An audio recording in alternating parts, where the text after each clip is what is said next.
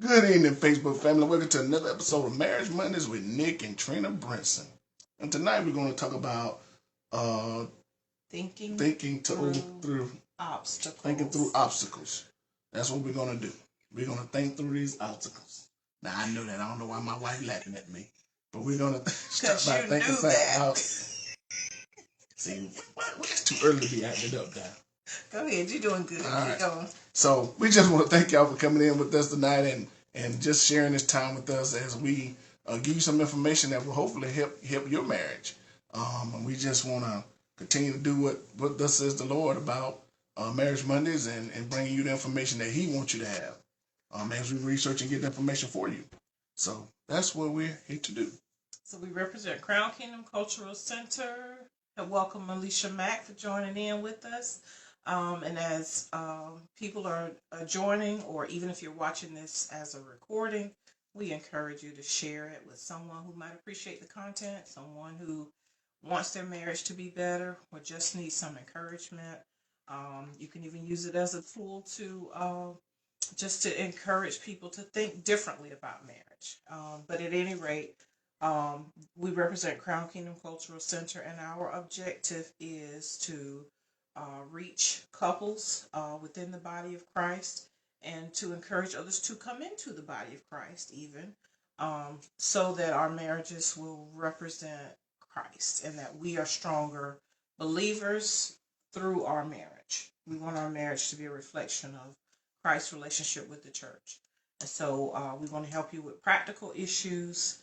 And tonight's message especially has to do with very practical issues. Everybody deals with obstacles in their marriage. Everybody. There's just no way that you don't.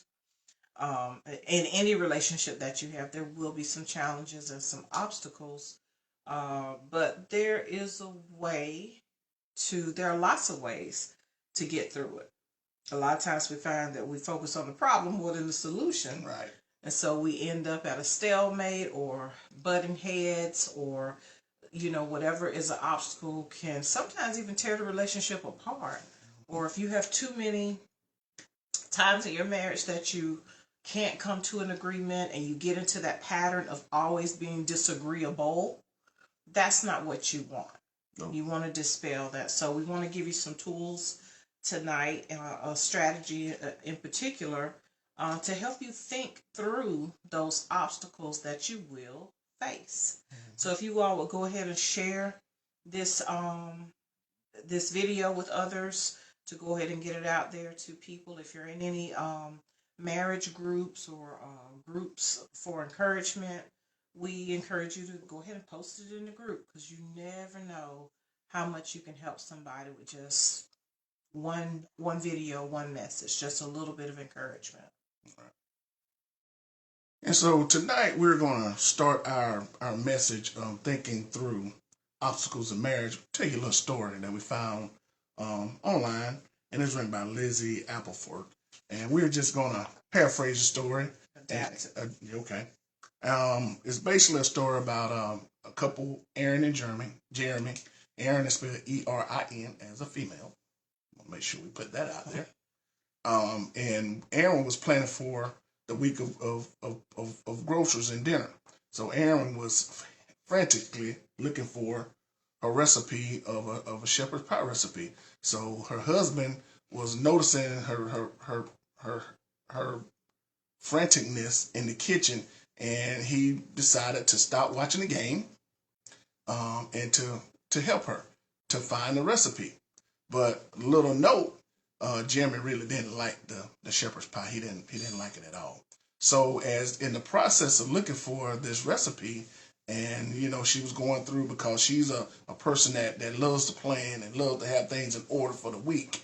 And she was she was planning for her meals through the week. So that one day, which was on a Wednesday, that she liked to want to eat the shepherd's pie or prepare the shepherd's pie for the family, it was not available. And she was looking for that recipe frantically. So in the course of them looking for the recipe, they looked in the junk drawer. Everybody has a junk drawer with old recipes and menus from restaurants. And you go to that junk drawer when you click recipes. For us, like, I have a junk drawer of recipes that I used to prepare. So why are you doing that?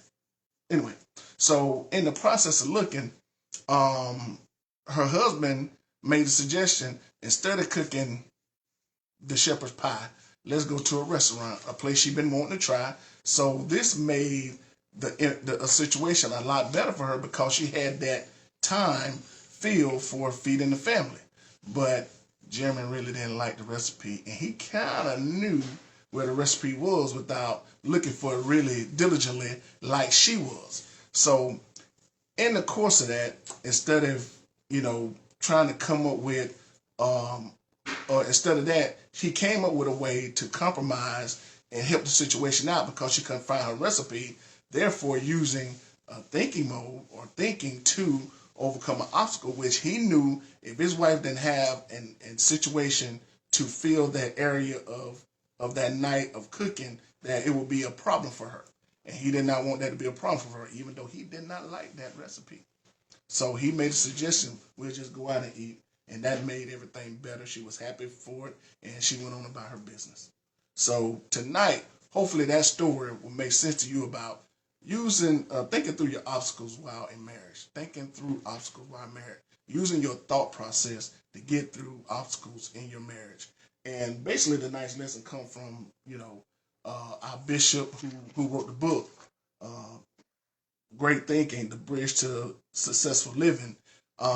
We're talking tonight about using a thought process to think through obstacles. I got that book. I had to wait for it. So the book is by Pastor Dr. Finus Bush Jr. We encourage you to go online, order. We'll put the link. I don't think I did that today. Not today. I'll put the link in the description so that you can go through and purchase that book. You won't regret it. You will be blessed, and you will learn some things by reading the book. It'll adjust the way you think, how often you think, and with how much effectiveness that you choose to think. So we definitely encourage you to get the book, and that's basically what we're talking about today is some of the concepts that are mentioned in the book, which is the concept of thinking. Because people may think they think, but when it doesn't come up with results that really get you to a place of recognizing how important it was to have that time to think, then you're not truly digging into those answers that are inside of you. Because one thing we know that as Christians, we are born of God. And because we are born of God, we belong to him and we have characteristics of God. We are his children. And so one thing about that is that gives us the advantage of having creative imagination. And if we really think about that, how often in our lives are we connecting and tapping into that creative thinking that we're actually able to do? We're designed to do it. Right. When we look at the world is God's handiwork and we are his craftsmanship. You talk about creativity. God is the source of creativity and we are his children, which means that we have access to that kind of creativity. But if we don't really stop to think and to focus on what God has put inside of us, those options and obstacles, that we get to a point that all we can see is the obstacles and we can't see a solution, and then we keep rehearsing and talking about the problem, guess what we're going to have? More of the same problems. And so you get to a solution by recognizing that there is an answer. There is a solution.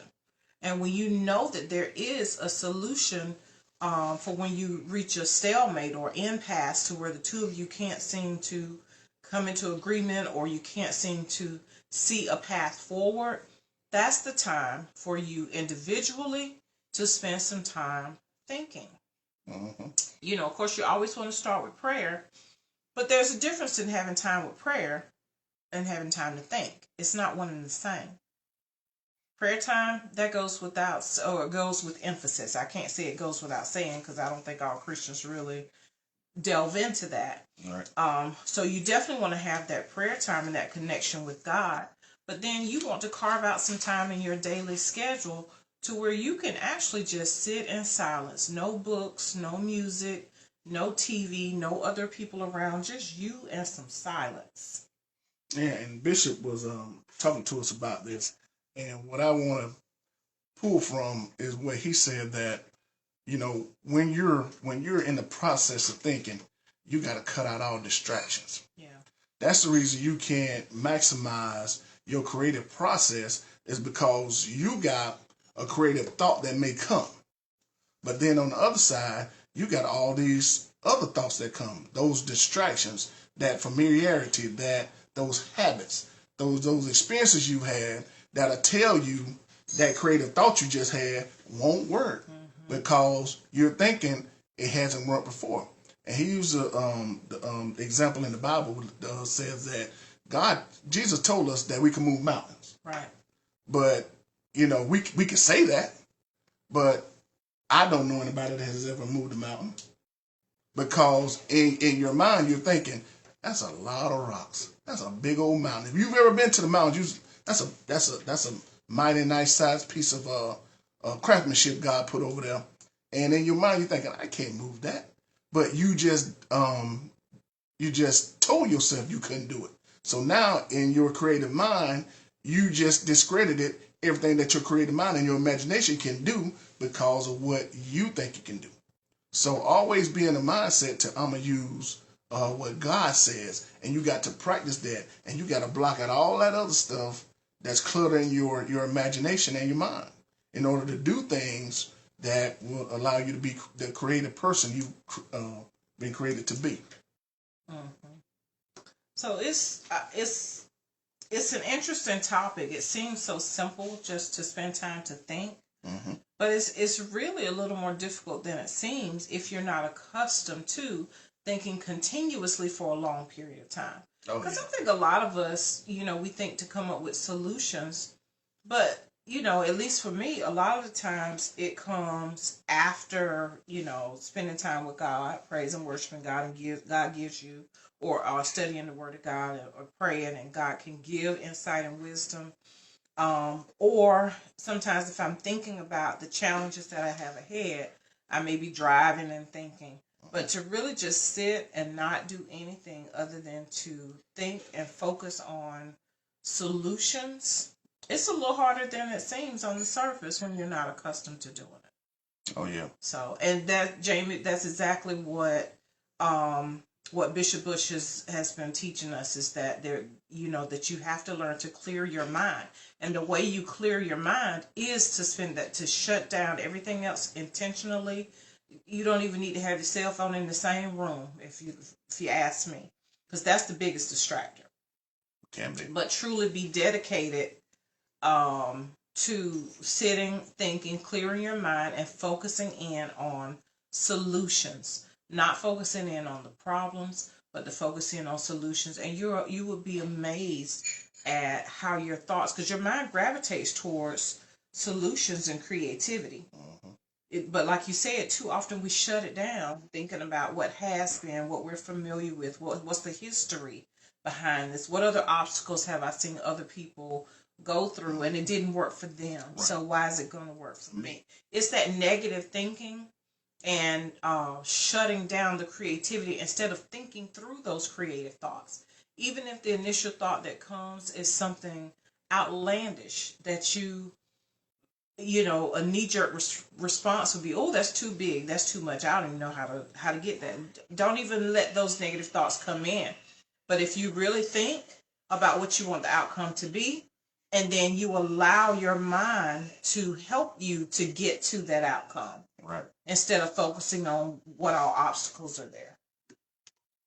So when we are in the process of thinking and doing what it takes to think, we will be more focused on what we need to do in the grand scheme of your marriage. If you're able to turn out and cut out all the thinking process, even if you and your wife are not going through anything, or you just want to prepare your marriage for things that may be coming, you shut down all your thoughts and you're able to see forward of what the marriage may need in order to get through any obstacles that may come against it. And like my wife said, one thing that is hard to do is to shut your mind and think through a process. I think it's only hard because we're not accustomed to doing it. Well, I tried it yesterday, and I fell fast asleep, y'all. I'm not even going to. You went to sleep. Just like it was the middle of the night. Wow. And I was like, wow, I really tried that now. And I've got to, and based on these lessons, I've got to get myself to the point of actually having a thought lifestyle. You know, not the prayer. Prayer is fine. I think my prayer lifestyle is fine because I drive my truck to work 45 minutes a day and I pray and I listen to gospel music and I get myself ready to go into the building. But adjusting to a thoughtful lifestyle of where you got to shut down everything and try to focus on your thoughts and that creativity that God gave you, that's a little different. You're still trying to laugh at me. If you had brought it up, I wouldn't have laughed again. But you know I would do that. You know me. I fell fast asleep, y'all. I was a complete fail yesterday. But I'm going to try again. I'm going to continue to practice. You're not a quitter? I am not. That's that coach in me. That's that competitive nature. I'm going to succeed against this thing. Well, I was trying for an hour and I couldn't make it an hour. I think I made about 20 minutes and I did get some good information during that time. I really did. But somehow I got up and started moving around and next thing I know I was sitting down talking to Charity in the other room. So, and I looked back and said, oh, that was nowhere near an hour. Nowhere near an hour. And I'm probably being generous by saying 20 minutes. But I mean, I appreciated it at first. You know, and I really didn't think it was going to be that challenging. Because I'm like, I guess I'm in that, 10% that think they think, or 20%. I'm like, I come up with creative stuff all the time, I think, but not to that extent. Right. I don't think I've allowed myself to think. I'll think a thought, and a lot of times I'll write down sometimes even in the middle of the night. Sometimes I lay in the bed and think. That's probably where I get the most continuous amount of thinking is at the end of the day. And well, you know, I go to sleep pretty fast. Yes, you do, man. But also when I wake up slowly, I can lay there in the bed for a long time thinking. And sometimes the thoughts get so much that I need to write it down. And so when I was younger, I would keep a pad beside my bed because that's when thoughts would come to me the most. Is usually waking up out of sleep, and I would lay there and get my thoughts together. Not necessarily about the day, but creative thoughts. And so that's why I thought it wouldn't be any problem. But when I intentionally sat there and tried to do it, I did it for a while, but I started moving my body, and next thing I know, I left out the room, and like I said, I was full engaged in conversation with Charity. Yeah, I just found out that and just total transparency, in the process of me trying to clear my mind and not think of anything except for getting into a thought process of thinking about a purpose in life other than trying to solve something quick. Because you can think on something that's a problem right now. Oh yeah. And you can get into it and you can think about it and you'll get that thing solved. But anticipation of what you need to do in order to make life better, make marriage better, on dreams and goals, and learning how to just think those things through to bring about a solution. It's a way of doing it. It's a discipline that you got to follow. You have to learn how to do that. And you know, Bishop has brought this information, and I see it's just something that you got to learn to do. Even though your walk might be strong in the Lord, and you know, being a thinker is a learning process. It's a discipline. I think it's similar to learning to be consistent with prayer, uninterrupted prayer, because I do pray in the car a lot too. But I also spend time focused in at home in prayer and in studying the Word of God. Those things are discipline. And I think this is a discipline as well. So one thing that I do want to emphasize, and we may have already said it, is how important it is not to allow things from the past to infiltrate your creative process. I think we said that. History of Your history, your past failures, your experiences with other people, and particularly in your marriage, because you and your mate have so much history together. You have to be willing to understand that God can do something different even with just the two of you. Right. It's with your mate. Your mate may not always respond the way that you think they're going to respond. Because very often when God gives you some instructions or some wisdom or allows you to think creatively, sometimes that can be the right timing to get a different result from your spouse. Mm-hmm. So, and sometimes you aren't ready. Sometimes you're the reason your spouse responds the same way because you're doing the same thing every time. So, but the answers are inside of you. I mean, we are God's children. He has given us everything that we need pertaining to life and godliness, and we have to know that. We have to believe that, and we got to learn to act upon it. See what's inside of you. What did He put inside of you? Right. A lot of times we don't know because we're too busy allowing the cell phone to tell us what to think. You know, it aggravates me when we do something on the phone and then these pop-up ads come up to interrupt. You know what I'm saying? You can't even think about what you're trying to do on your phone because these pop-up ads come in and they try to take your thoughts somewhere else. And next thing you know, now you on Shein or Temu trying to purchase something that you don't even need, and then you get on that because the pop-up ad came, it's like, ooh, that's something I could use. And then you go there and you wasted 30 minutes spending money that you didn't need to spend on things that you didn't really need to have that was not even originating from your thought process. It was the marketer's plan to interrupt your thought process and to have you do something that is not within purpose for you. Right. Redirect your thoughts. Yeah. That's what marketers do. Redirect your thoughts and make you think about something else. And, that's a skill of the devil too. It really is. It's deceptive. He will make you'll be focused on trying to get a solution for the family or you and your wife, and then he'll just redirect your thoughts into something else. And if you allow it. If you allow You're not disciplined in your thinking. And then you find yourself so far away from what you was there to do that now you got to cover that ground back that you lost. And then you got to get back on the topic that you were there for in the first place. Have you heard the saying that if you don't know where you're going, anywhere will do? Mm-hmm. And I think that's fitting in this case. So you need to know where you're going. You need to be clear on your purpose.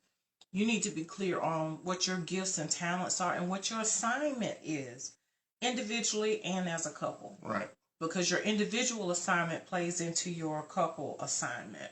You come into your marriage relationship having already lived life, and if you haven't tapped into purpose, you got to know that your purpose didn't begin the day you met your spouse. God has had a purpose for you the whole time, and so it's important for you to get to know God, spend time with God, get quiet before God, learn to receive what God is trying to tell you to do. God is only going to give revelation to those who can receive it. He's not going to waste it. If you can't receive it, He's not going to waste it on giving it to you. So, and another point that was made yesterday in church was, if you being a married couple, if y'all come together and agree on something, or agree on or try to do something together, y'all agreement in going through that thought process with each other can move mountains. It can really get the family, get you and your wife to a place of freedom and wealth. Mm-hmm. If you agree on what you're trying to do, if you're together and doing it with the right thought process, it can get you a place of freedom.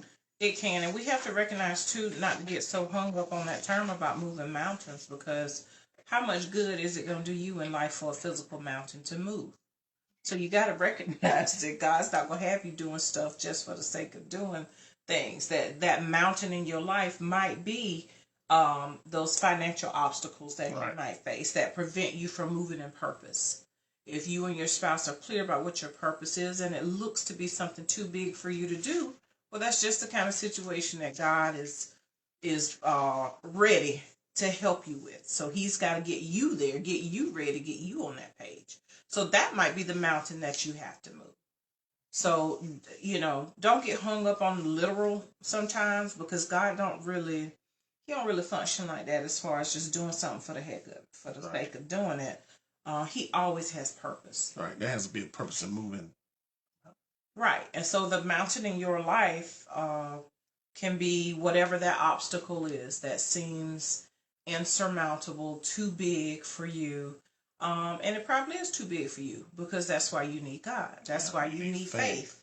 That's why you need to sit and think with the mind that God has given you to come up with those solutions, and God will give you the faith and the skills and start opening doors for you to walk through to get it done. And when you look back, you yourself will be amazed at what the two of you have accomplished together through faith and through spending time getting in line with the purpose of God. Yep. Right. So you got any closing comments, Michael? No, I do not. I think that's we pretty much covered what we wanted to cover. I do want to encourage to share. We've had a lot fewer people coming on live, but the message still gets out when it's out online. Yeah, so we appreciate that people are watching and sharing, and we just encourage you to keep putting it out there so that people can be helped. That's ultimately our goal, is to do the will of God, and for our marriage to reflect the glory of God. All right. And to help others. So. All right. With that being said, from the lady and the coach, we love y'all. Good night.